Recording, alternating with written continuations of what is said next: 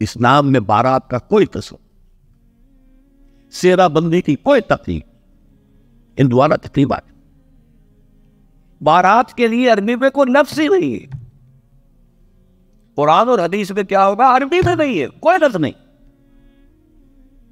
یہ خالص عجمی لفظ بارات عجمی ہے، ایرانی ہے. اس کا اسلام سے بتا چڑھ پٹ جائے اس کی. یہ بھی ہندوانہ تصور ہے. ہوتا کیا تھا، ایک گاؤں سے جا رہے ہیں، دوسرے گاؤں سے بیٹی لے کر آنی ہے، اور بیٹی کے ساتھ جہیز آنا ہے، اور راستے میں ڈاکو جو ہے وہ لوٹ سکتے ہیں، تو یہاں سے جتھا لے کے جانا، لہذا وہ جتھا بندی کر کے بارات جا رہی ہے. اب وہ جا کر جنج گھر جو بنے ہوئے ہیں وہاں پر ٹھہر رہی ہے، 2 دن 3 دن عیش کر رہے ہیں، چھرے اڑا رہے لڑکی والوں کے پیسے. پھر وہ مال غنیمت سے لدے پھدے واپس آ گئے، لہذا وہ جتھا حفاظت کرتا تھا. یہ سارا ہندوانہ تصور، اسلام سے کوئی تعلق. تو نمبر 1 نکاح مسجد میں. نمبر 2 کوئی دعوت تعام ہی نہیں، کوئی بھی نہیں، نو انٹرٹینمنٹ واٹس ایور لڑکی والوں کی طرف سے. اجتماع جانب مسجد، یہیں سے ڈسپرس. حضرت فاطمہ کو تو وداع کرانے کے لیے حضرت علی گئے بھی نہیں تھے. نکاح کے بعد کچھ خواتین حضرت فاطمہ کو لے کر حجرے میں چھوڑ آئی تھی جا کر، جو ایک انصاری صحابی نے حضرت علی کو دیا تھا، ورنہ ان کے پاس وقت. 3 باتیں ہو گئی. چوتھی بات، ولیمہ جو ہے اس کی تاکید. یہی وجہ ہے کہ جب یہ شادی پر مکمل پابندی لگائی گئی تھی، میں نے اشتہار دیا تھا کہ ولیمہ پر پابندی نہیں. لڑکی والے کے ہاں تو آپ سوچئے، جو دلیل میں نے دی اس کی نفی میں نفسیاتی دلیل بہت بڑی ہے. لڑکی والے کے ہاں ویسے تو لفظ شادی خوشی، وہاں بھی شادی یہاں بھی شادی. لڑکی والے کے ہاں خوشی نہیں ہوتی. اس کے گھر سے لفت جگر نور چشم نکل کر جا رہی، کیسے خوشی ہوگی؟ مائیں رو رہی ہوتی ہیں، انہیں غشی پڑی ہوتی ہے جب بچیاں نکل رہی ہوتی ہیں، بہن بھائی رو رہے ہوتے ہیں، باپوں کی آنکھوں کے اندر بھی آنسو آئے ہوتے ہیں، نمی آئی ہوتی ہے.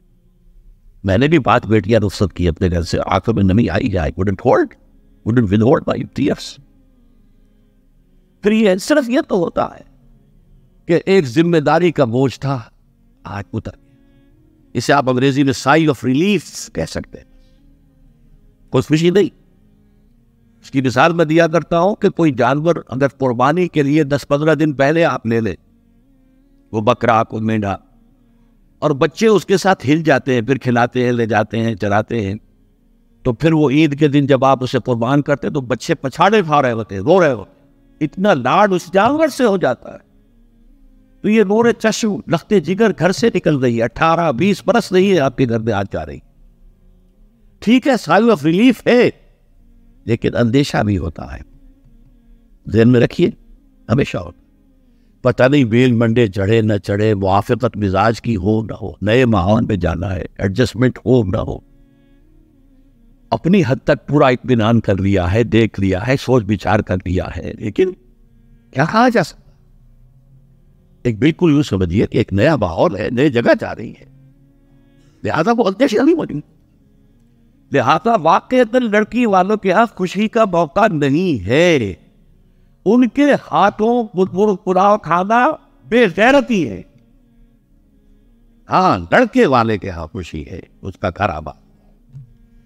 اور اسے حکم دیا حضور نے، اولموا ولو بشاۃ، ولیمہ ضرور کہ نہیں، چاہے تمہارے پاس ایک ہی بکری ہو. وہ ایک ہی بکری در حقیقت ان کے ہاں مفلسی کی سب سے بڑی شکل ہو سکتی تھی، لیکن بھیڑیں بکریاں پالنا تو ان کا پیشہ تھا. تو کسی کو ایک ہی بکری پالنا بہت ہی غریب ہے. فرمایا اسی کو ذبح کرو، کھانا کھلاؤ، اپنے دوستوں کو، اپنے احباب، سیلیبریٹ کرو. سیلیبریشن تمہارے ہاں ہونی چاہیے، مرد کے نہ لڑکے کے. پھر اس میں بھی اس قطر حضور صلی اللہ علیہ وسلم کی تعلیم کے اندر دیکھیے طوافین کے. فرمایا، یہ مسلم شریف کی روایت ہے جو میں آپ کو سنا رہا ہوں، عن عبداللہ ابن عمر رضی اللہ تعالی عنہ، ان النبی صلی اللہ علیہ وسلم قال اذا دعی احدکم الی الولیمۃ فلیجب، جب تم میں سے کسی کو ولیمے کی دعوت دی جائے تو ضرور جائے۔ اور ایک اور حدیث ہے ابو ہریرہ سے رضی اللہ تعالیٰ عنہ کہ حضور نے فرمایا شر الطعام طعام الولیمہ، ولیمے کا کھانا برا کھانا ہے۔ کیوں؟ اس میں غریبوں کو نہیں بلایا جاتا بلکہ غریبوں کو دھکے دیے جاتے ہیں۔ آپ دیکھتے ہیں بڑے بڑے ٹینٹ لگے ہوتے ہیں ٹینٹ، اور وہاں پر اندر جو کچھ ہو رہا ہوتا ہے، کھانا ضائع بھی ہو رہا ہوتا ہے، غریب کو تو کسی کو داخل نہیں ہونے دیں گے نا، اور ہے بھی نہیں، وہ مسلی کھلانے کے لیے تو نہیں ہے نا، وہ تو اپنے اعزاء رشتہ دار احباب ان کو اپنی خوشی میں شریک کرنے کے لیے۔ تو حضور نے فرمایا شر الطعام طعام، لیکن اس کے باوجود من لم یجب الدعوہ فقد عصى اللہ ورسولہ، جو شخص ولیمے کی دعوت قبول نہیں کرے گا اس نے گویا کہ اللہ اور اس کے رسول کی نافرمانی کی۔ اب آپ سوچئے جس نبی نے ہمیں اتنی تفصیل سے ہدایت دعوت ولیمہ کی، اگر لڑکی والوں کے یہاں کسی دعوت کے اندر کوئی خیر ہوتا ذرہ بر تو کیا حضور ہمیں اس سے محروم رکھتے صلی اللہ علیہ وسلم؟ تو چوتھی بات پہ میں نے عرض کی کہ ولیمہ کیا جائے، ہاں البتہ ون ڈش کی پابندی لگائی جا سکتی ہے، بالکل لگائی جا سکتی ہے، اسراف اور تبذیر کو روکا جا سکتا ہے۔ اسراف کسے کہتے ہیں؟ اسراف کہتے ہیں ضرورت کی جگہ پر ضرورت سے زائد خرچ کرو۔ آپ اپنے گھر کے کھانے میں بھی ایک سے زیادہ ڈش پکانا، ایک سے زیادہ کھانا حضور کے نزدیک نہایت ناپسندیدہ۔ ضرورت ہے پیٹ بھرنے کی، ایک سالن روٹی سے بھی ہو جاتا ہے، آپ نے 4 5 پکا رکھے، یہ اسراف ہے۔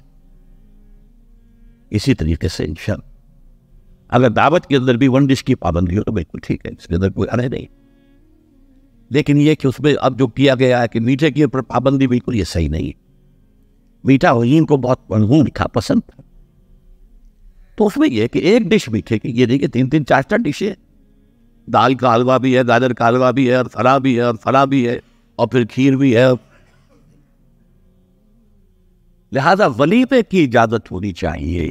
ظاہر بات ہے کہ ہر شخص اپنی سطح کے مطابق کرے، اور وہ آدمی بھی بلائے گا، جو کم ہی بلا سکتا ہے وہ کم بلائے گا، جو زیادہ بلا سکتا ہے زیادہ بلائے گا۔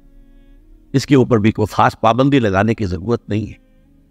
لیکن ظاہر بات ہے جو میں نے ایک بات کی ہے، اس سے شادی بیاہ کے اخراجات کا ایک حصہ تو بالکل ختم ہو گیا نا، لڑکی والوں کی طرف سے تو زیرو ہو گئے، نہ کوئی سیلیبریشن، نہ کوئی دعوت، نہ کوئی خیمے لگانے کی ضرورت، نہ کچھ اور ریسیپشن، کچھ کیسے بھی زیرو۔ لڑکے والے جو ہے دعوت ولیمہ، اور اس کے اندر ظاہر بات ہے کہ اپنے ساتھیوں کو، دوستوں کو، اعزاء کو، اقارب کو، اس حد تک بھی اس کے لیے ممکن ہے۔ اچھا یہاں تک فرمایا ہوں کہ اگر تمہارے کسی بھائی نے نکاح کیا ہو اور اس کے پاس کچھ بھی نہیں، وہ ولیمہ کر سکیں، اپنے گھر سے کھانا لے جاؤ اور جا کر اس کے ہاں بیٹھ کر سیلیبریٹ اس کی خوشی میں شریک۔ ان کس قدر فطری تعلیمات ہیں، اور